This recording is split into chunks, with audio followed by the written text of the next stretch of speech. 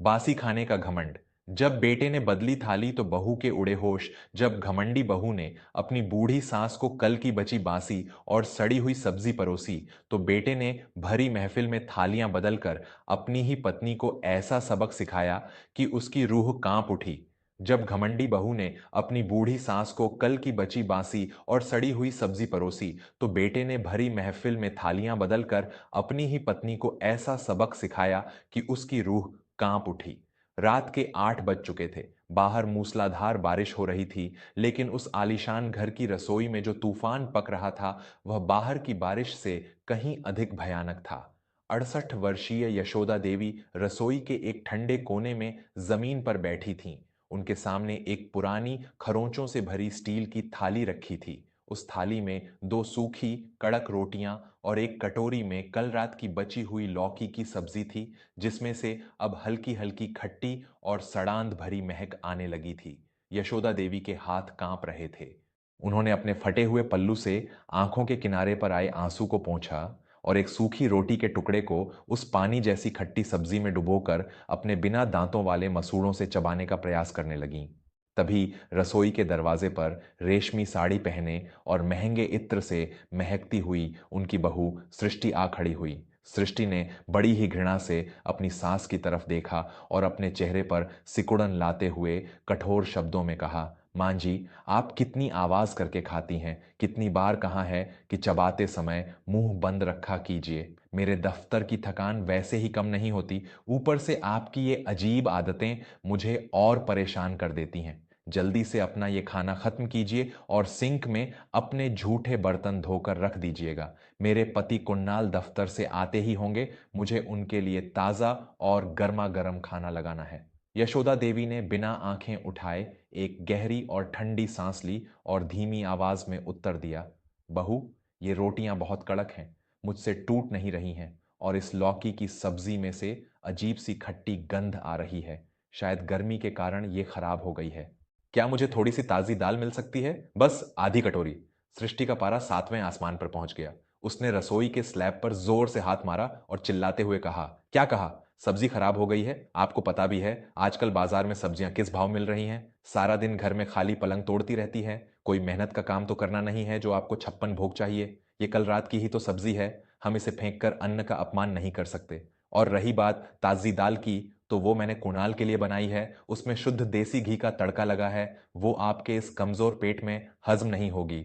जो थाली में परोसा है उसे चुपचाप खाइए और भगवान का शुक्र मनाइए कि बुढ़ापे में आपको 2 वक्त की रोटी तो मिल रही है। यशोदा देवी फिर कुछ नहीं बोली। उन्होंने अपनी भूख को मार दिया और चुपचाप उस खट्टे खाने को गले से नीचे उतारने लगीं। जिस यशोदा देवी ने अपने पति के देहांत के बाद दूसरों के घरों में बर्तन मांजकर अपने हिस्से की रोटियां बचाकर अपने बेटे कुणाल को एक बड़ा इंजीनियर बनाया था, आज उसी बेटे के घर में उन्हें बासी और सड़े हुए भोजन का मोहताज होना पड़ रहा था। दोस्तों, एक मां अपने बच्चों का पेट भरने के लिए खुद कई रातें भूखे पेट सो जाती है। उसकी ममता इतनी विशाल होती है कि वह अपने बच्चों की हर खुशी के लिए अपना पूरा जीवन दांव पर लगा देती है। लेकिन जब वही बच्चे बड़े होकर उस मां के बुढ़ापे का मजाक उड़ाते हैं, उसे बासी और बचा कुचा खाना देते हैं, तो सोचिए उस मां के हृदय पर क्या गुजरती होगी। आज हमारे समाज के कई घरों में बुजुर्गों के साथ ऐसा ही मौन अत्याचार हो रहा है।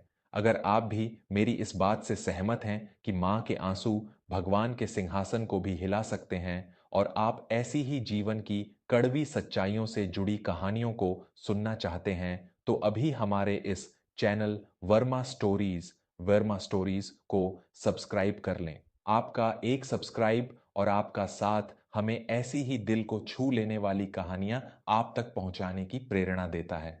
वर्मा स्टोरीज परिवार से जुड़ें और आइए देखें कि कुणाल को अपनी पत्नी की इस सच्चाई का पता कैसे चला। कुणाल एक बहुत ही सीधा और अपनी मां से बेइंतहा प्यार करने वाला बेटा था, लेकिन दफ्तर के काम के भारी दबाव और लगातार होने वाले दौरों के कारण वह घर की इन अंदरूनी बातों से पूरी तरह अनजान था।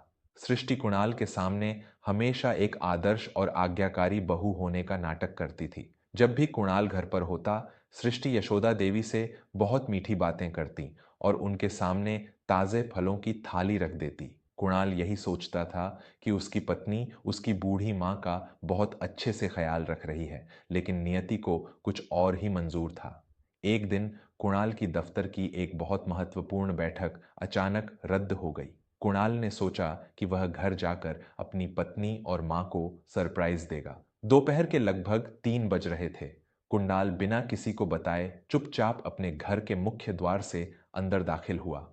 बैठक में कोई नहीं था। कुणाल अपने शयन कक्ष की ओर बढ़ ही रहा था कि उसे अपनी पत्नी सृष्टि की आवाज सुनाई दी। सृष्टि अपने मोबाइल फोन पर अपनी मां से बात कर रही थी। कुणाल के कदम वहीं ठिठक गए। सृष्टि जोर जोर से हंसते हुए कह रही थी, अरे मां, तुम व्यर्थ में चिंता करती हो। वो बुढ़िया मेरा क्या बिगाड़ लेगी। कुणाल तो दिन भर दफ्तर में रहता है। उसे क्या पता कि घर में क्या पक रहा है और किसे क्या परोसा जा रहा है। मैंने तो साफ नियम बना रखा है, जो खाना 2-3 दिन पुराना हो जाता है, जो खराब होने लगता है, वो मैं उस बुढ़िया की थाली में डाल देती हूँ। उनके स्वाद की ग्रंथियां तो वैसे ही बुढ़ापे में मर चुकी हैं। उन्हें क्या ही फर्क पड़ता है कि वो ताजा पनीर खा रही हैं या सड़ी हुई भिंडी। मैं अपना और कुणाल का ताजा खाना क्यों बर्बाद करूं। कुणाल के कानों में ये शब्द किसी पिघले हुए शीशे की तरह उतरे। उसका पूरा शरीर क्रोध और दुख से कांपने लगा। उसे अपनी कानों पर विश्वास नहीं हो रहा था। जिस पत्नी को वह एक देवी समझता था, वह असल में उसकी मां के साथ इतना क्रूर और घिनौना व्यवहार कर रही थी। कुणाल की आंखों के सामने अपनी मां का वह मुस्कुराता हुआ चेहरा आ गया, जो उसे रोज सुबह दरवाजे पर विदा करता था और कभी किसी चीज की शिकायत नहीं करता था।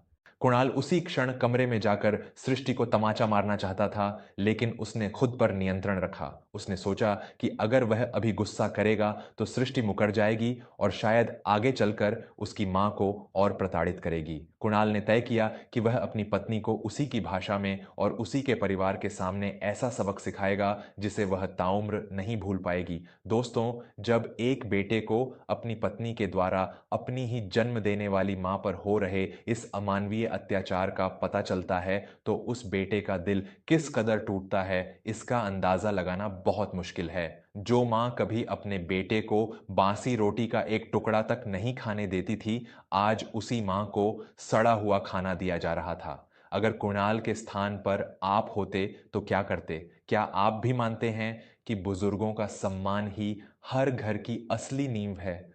अगर आपके सीने में भी एक धड़कता हुआ दिल है जो मां के प्यार को सर्वोपरि मानता है, तो बिना एक पल गंवाए वर्मा स्टोरीज को अभी सब्सक्राइब करें। आपका जुड़ाव ही हमारे वर्मा स्टोरीज चैनल की आवाज को और अधिक बुलंद करेगा। चलिए देखते हैं कि कुणाल ने सृष्टि का घमंड तोड़ने के लिए क्या योजना बनाई। रविवार का दिन था। सृष्टि बहुत उत्साहित थी क्योंकि आज उसके माता पिता और उसके भाई भाभी उनके घर दोपहर के विशेष भोजन पर आ रहे थे। सृष्टि ने सुबह से ही रसोई में अपनी सत्ता कायम कर रखी थी। उसने शाही पनीर, मलाई कोफ्ता, दाल बुखारा, मटर पुलाव और तरह तरह की मिठाइयां बनाई थीं। पूरे घर में स्वादिष्ट पकवानों की सुगंध फैल रही थी। दोपहर के 1 बजे सृष्टि के मायके वाले घर पहुंचे। कुणाल ने बड़ी ही गर्मजोशी से उनका स्वागत किया। सब लोग बैठक में बैठकर हंसी मजाक कर रहे थे। तभी कुणाल ने सृष्टि से कहा, सृष्टि, अब खाना लगा दो। मुझे बहुत जोरों की भूख लगी है और हाँ, आज माँ भी हमारे साथ ही डाइनिंग टेबल पर बैठकर खाना खाएंगी। मैंने उनसे कह दिया है। सृष्टि के चेहरे का रंग पल भर के लिए उड़ गया, लेकिन अपने मायके वालों के सामने वह कुछ कह नहीं सकी। उसने रसोई में जाकर अपनी सास को बाहर आने का इशारा किया। यशोदा देवी धीरे धीरे चलते हुए बाहर आईं और डाइनिंग टेबल के एक किनारे वाली कुर्सी पर बैठ गईं। सृष्टि ने मेज पर शानदार क्रॉकरी में सारा गर्मा गर्म भोजन सजा दिया। उसने अपने माता पिता, भाई भाभी और कुणाल के सामने चांदी की चमकती हुई थालियां रखीं।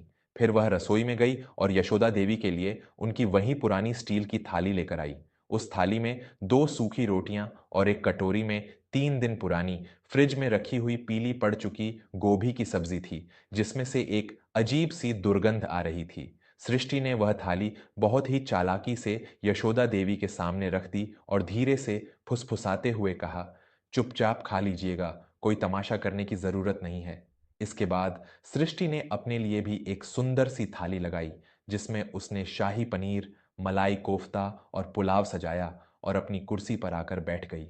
जैसे ही सब लोग भोजन शुरू करने वाले थे, कुणाल अचानक अपनी कुर्सी से उठा। कमरे में एकदम सन्नाटा छा गया। कुणाल सीधे सृष्टि की कुर्सी के पास पहुंचा। उसने बिना कुछ कहे सृष्टि के सामने रखी वह 56 भोग वाली थाली उठाई और उसे यशोदा देवी के सामने रख दिया। और फिर यशोदा देवी के सामने रखी वह पुरानी स्टील की थाली जिसमें वह बासी और सड़ी हुई गोभी की सब्जी थी, उसे उठाकर जोर से सृष्टि के सामने मेज पर पटक दिया। सृष्टि घबराकर अपनी कुर्सी से पीछे हट गई। उसके माता पिता और भाई भाभी हैरान होकर इस नज़ारे को देख रहे थे। सृष्टि ने हकलाते हुए पूछा, ये तुम क्या कर रहे हो कुणाल? ये थाली तुमने मां के सामने क्यों रख दी? और मुझे ये क्या दे दिया? कुणाल की आंखें क्रोध से लाल हो चुकी थीं। उसने अपनी आवाज को ऊंचा करते हुए कहा, क्यों सृष्टि, क्या हुआ? ये तो वही सेहतमंद और स्वादिष्ट भोजन है ना जो तुम रोज मेरी मां को खिलाती हो। आज जब तुम्हारी अपनी थाली में ये 3 दिन पुरानी सड़ी हुई और बदबूदार सब्जी आई है तो तुम्हारी जान क्यों निकल रही है? खाओ इसे, मैं कह रहा हूं, खाओ इसे। सृष्टि के माता पिता अवाक थे। सृष्टि के पिता ने खड़े होकर कहा, दामाद जी, ये आप कैसी बातें कर रहे हैं? हमारी बेटी भला ऐसा गंदा खाना अपनी सास को क्यों देगी? कुणाल ने एक कड़वी मुस्कान के साथ कहा, ससुर जी, अपनी इस लाडली बेटी से ही पूछ लीजिए। परसों दोपहर जब मैं अचानक घर आ गया था तब मैंने इसे फोन पर अपनी माँ यानी मेरी सास को ये बताते हुए सुना था कि कैसे ये मेरी माँ को बासी और सड़ा हुआ खाना खिलाती है, क्योंकि इसके अनुसार बुढ़ापे में लोगों के स्वाद की ग्रंथियां मर जाती हैं। जिस माँ ने अपना खून सुखाकर मुझे इस काबिल बनाया कि मैं इसे ये आलीशान महल और रेशमी साड़ियां दे सकूं, मेरी वही पत्नी मेरी माँ को उस जमीन पर बिठाकर सड़ी हुई लौकी खिला रही थी। कुणाल की आवाज पूरे घर में गूंज रही थी। यशोदा देवी अपने बेटे को इस तरह क्रोधित देखकर रोने लगीं। उन्होंने कुणाल का हाथ पकड़ते हुए कहा, शांत हो जा मेरे बच्चे, मुझे कोई शिकायत नहीं है। बहू ने मुझे कभी भूखा नहीं रखा। तू इन सब बातों को जाने दे। यशोदा देवी के इन शब्दों ने कुणाल का सीना और चीर दिया। उसने रोते हुए अपनी मां के पैर पकड़ लिए और कहा, मां, तू आज भी इसे बचा रही है। इसने तेरा शरीर ही नहीं, तेरा स्वाभिमान भी कुचला है। कुणाल मुड़ा और सृष्टि की तरफ उंगली उठाते हुए दहाड़ा, आज अगर तुमने इस थाली का एक भी निवाला नहीं खाया सृष्टि, तो मेरे और तुम्हारे सारे रिश्ते आज इसी पल खत्म हो जाएंगे।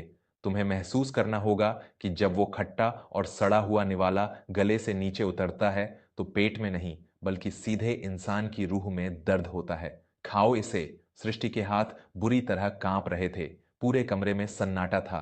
उसके अपने माता पिता भी शर्मिंदगी से सिर झुकाए खड़े थे। सृष्टि जानती थी कि कुणाल अपनी बात का पक्का है। उसने कांपते हाथों से उस सूखी रोटी का एक टुकड़ा तोड़ा, उसे उस सड़ी हुई गोभी की सब्जी में डुबोया और अपनी आंखें बंद करके उसे अपने मुंह में रख लिया। जैसे ही वह सड़ा हुआ और खट्टा निवाला सृष्टि की जीभ पर पड़ा, उसके पेट में मरोड़ उठने लगी। वह तुरंत उठी और दौड़कर वॉश बेसिन के पास गई और उल्टियां करने लगी। वह उस एक निवाले को भी बर्दाश्त नहीं कर पाई। सृष्टि जमीन पर बैठ गई और फूट फूट कर रोने लगी। उसका सारा घमंड, उसका सारा अहंकार उस एक पल में टूटकर चकनाचूर हो गया था। उसे एहसास हो गया था कि उसने एक बूढ़ी और बेसहारा मां के साथ कितना बड़ा पाप किया था, जो बिना किसी शिकायत के रोज वह जहर रूपी भोजन निगल रही थी। सृष्टि घिसटती हुई यशोदा देवी के पैरों के पास आई और अपना सिर उनके पैरों पर रख दिया। मुझे माफ कर दीजिए मां जी, मैं सच में अंधी हो गई थी। मुझे अपने पैसे और अपने रुतबे का इतना घमंड हो गया था कि मैं एक इंसान को इंसान समझना भूल गई थी। मैंने आपको बहुत तकलीफ दी है। मुझे मेरी सजा मिल गई है। मैं कसम खाती हूँ मां जी, आज के बाद इस घर में जो सबसे पहला और सबसे ताज़ा निवाला बनेगा वो आपको परोसा जाएगा। आप चाहें तो मुझे घर से निकाल दें, लेकिन मुझे एक आखिरी मौका दे दीजिए। यशोदा देवी का हृदय एक मां का हृदय था जिसमें क्रोध से अधिक क्षमा का वास था। उन्होंने अपने कांपते हाथों से अपनी बहू के सिर को उठाया और उसे गले से लगा लिया। कुणाल ने सृष्टि को चेतावनी देते हुए कहा, मां ने तुम्हें माफ कर दिया है सृष्टि, क्योंकि वो एक मां है। लेकिन अगर भविष्य में तुमने कभी भी मेरी मां के सम्मान या उनके अधिकारों को ठेस पहुंचाने की कोशिश की तो मैं तुम्हें कभी माफ नहीं करूंगा। ये घर मेरी मां का है और तुम यहां केवल उनके आशीर्वाद से रह रही हो। उस दिन के बाद से सृष्टि पूरी तरह बदल गई। उसने अपना सारा अहंकार त्याग दिया।